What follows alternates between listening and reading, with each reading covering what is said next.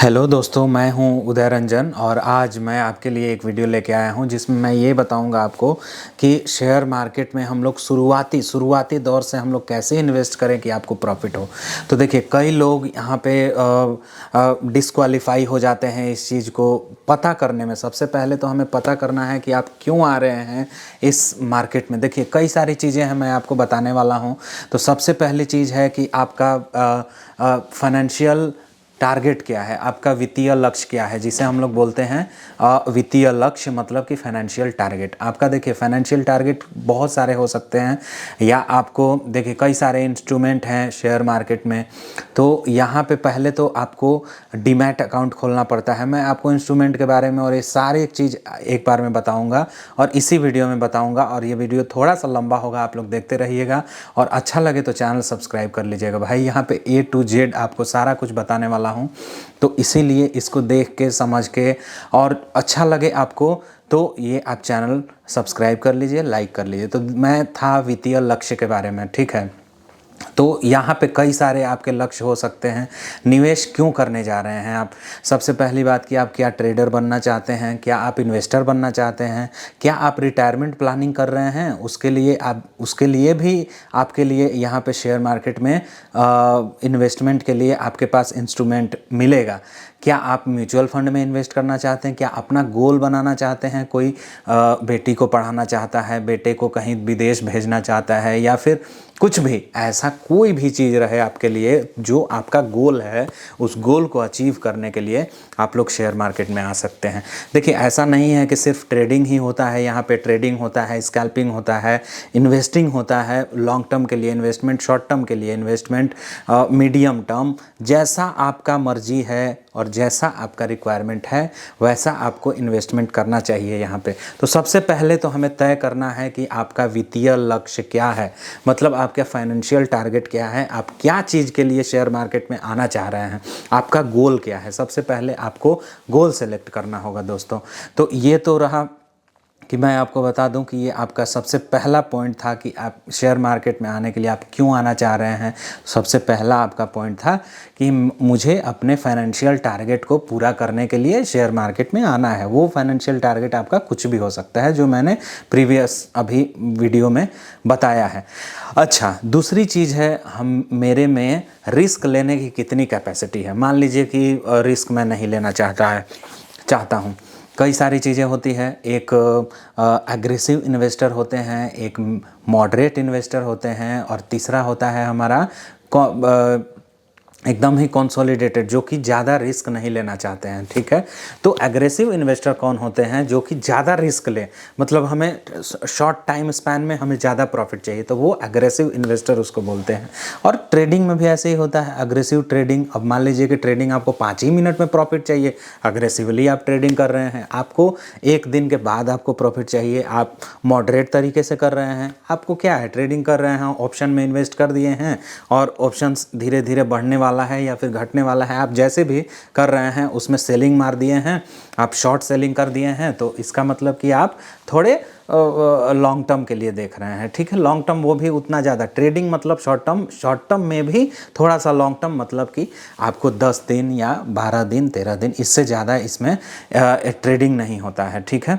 तो सबसे पहले आपको देखना है कि आपका वित्तीय लक्ष्य क्या है। दूसरी चीज़ आपको देखना है कि आप में रिस्क लेने की कितनी कैपेसिटी है। अगर आप रिस्क फैक्टर बहुत सारे होते हैं। अगर आप छोटे हैं या फिर आपकी उम्र कम है तो आप में इसका मतलब क्या, आप अग्रेसिव कैटेगरी में हैं। अगर आपका एज 35 से लेके और 50 के बीच में है या 60 के बीच में है, 50 तक मान लीजिए, तो आप मॉडरेट इन्वेस्टर हैं। अगर आपका एज 60 से 50 से या 55 से ऊपर है, इसका मतलब आप ज़्यादा रिस्क नहीं लेना चाहते हैं, आप एकदम कंसोलिडेटेड हो चुके हैं और उसमें ज़्यादा रिस्क लेने का आपका कैपेसिटी नहीं है। तो ये हुआ आपका 3 रिस्क फैक्टर, जो कि हमेशा आपको ध्यान में रखना चाहिए। तीनों रिस्क फैक्टर आपको ध्यान में रखना चाहिए। तो ये है आपके जोखिम लेने की रिस्क कैपेसिटी। तो ये दूसरी चीज़ हुई, इसको देखना चाहिए। थर्ड चीज़ आती है आपके पास क्या क्या आप किस किस पेशेवर की आप सलाह ले रहे हैं। मान लीजिए आपको इंश्योरेंस करना है तो आप इंश्योरेंस एडवाइज़र को देखिएगा, आपको इन्वेस्टमेंट करना है तो आप इन्वेस्टमेंट एडवाइज़र को देखिएगा। मार्केट में हर चीज़ है और इन्वेस्टमेंट एडवाइज़र भी हैं जो कि सेबी रजिस्टर्ड भी हैं। मैं हूँ यहाँ पे investment adviser, research analyst, SEBI registered. तो यहाँ पे हम लोग क्या करेंगे कि हम लोग ये सारी चीज़ें देखते हुए, आप देखिए और भी एक चीज़ है, मैं बताया सलाह लेने के लिए तो इंश्योरेंस के लिए तो अलग है, इन्वेस्टमेंट के लिए अलग है, ट्रेडिंग के लिए अलग है। अच्छा, ये हो गया सलाह लेने के लिए, आप सलाह ले सकते हैं।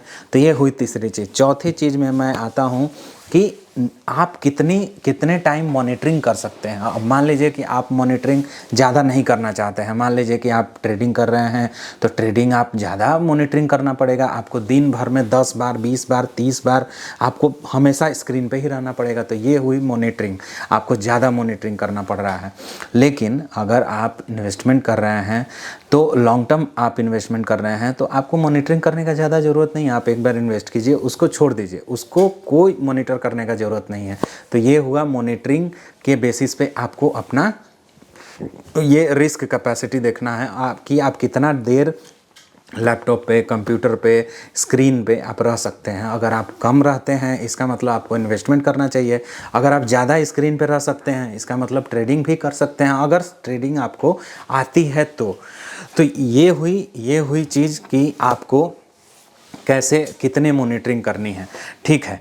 और चौथी चीज़ आती है, 3 चीज़ तो मैंने बता दी, चौथी चीज़ आती है कि आपको यहाँ पे एक ही बार में इन्वेस्टमेंट करना है कि बार बार इन्वेस्टमेंट करना है। जैसे कहने का मतलब वन टाइम इन्वेस्टमेंट होता है और एक सिस्टमैटिक इन्वेस्टमेंट प्लान होता है।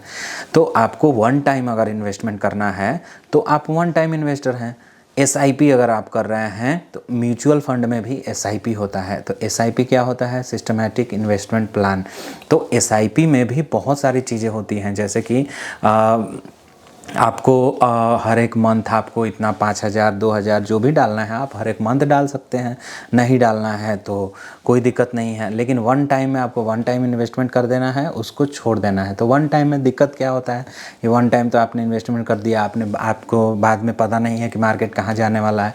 अगर मान लीजिए मार्केट ऊपर जाता है तो आपको प्रॉफिट है, लेकिन अगर मान लीजिए मार्केट नीचे आ जाता है तो आप क्या कीजिएगा? तो आप फंस गए वन टाइम इन्वेस्टमेंट में। इसीलिए म्यूचुअल फंड में मैक्सिमम हम लोग एसआईपी बोलते हैं उसको, सिस्टमैटिक इन्वेस्टमेंट प्लान। सिस्टमैटिक तरीके से वो इन्वेस्टमेंट कराता है और टाइम टू टाइम, सबसे बड़ी बात है टाइम टू टाइम इन्वेस्टमेंट कराता है। अगर मान लीजिए कि आपको 1 मंथ में करना है तो 1 मंथ में एक बार कीजिए। तो इस मंथ में तो मान लीजिए मार्केट ऊपर गया, आपको प्रॉफिट हुआ। नेक्स्ट मंथ में क्या हुआ? मार्केट नीचे आ गया, आपको लॉस हो गया। फिर उसके बाद अगले 1 महीने 2 महीने मार्केट नीचे ही रहा, आपको लॉस हुआ। फिर अगले 6 महीने तक मार्केट ऊपर ही रहा। तो क्या होगा? वो एक बार में वो बराबर हो जाता है। जैसे 1 साल का हम लोग अगर रिटर्न देखेंगे तो वो बराबर ही नज़र आएगा आपको। लेकिन अगर आपने वन टाइम इन्वेस्टमेंट किया है तो फिर आपको यहाँ पे लॉस का सामना करना पड़ सकता है। अगर आप एसआईपी करते हैं तो एसआईपी में आपको तो जो मार्केट नीचे आया था 6 मंथ में, तो वो नीचे के मार्केट में आपको तो कम वाला प्राइस मिला ना, वो कम प्राइस को आपने बाई किया और ऊपर जाके अगर आप 1 साल बाद सेल कर रहे हैं तो इसका मतलब उसमें आपको प्रॉफिट है।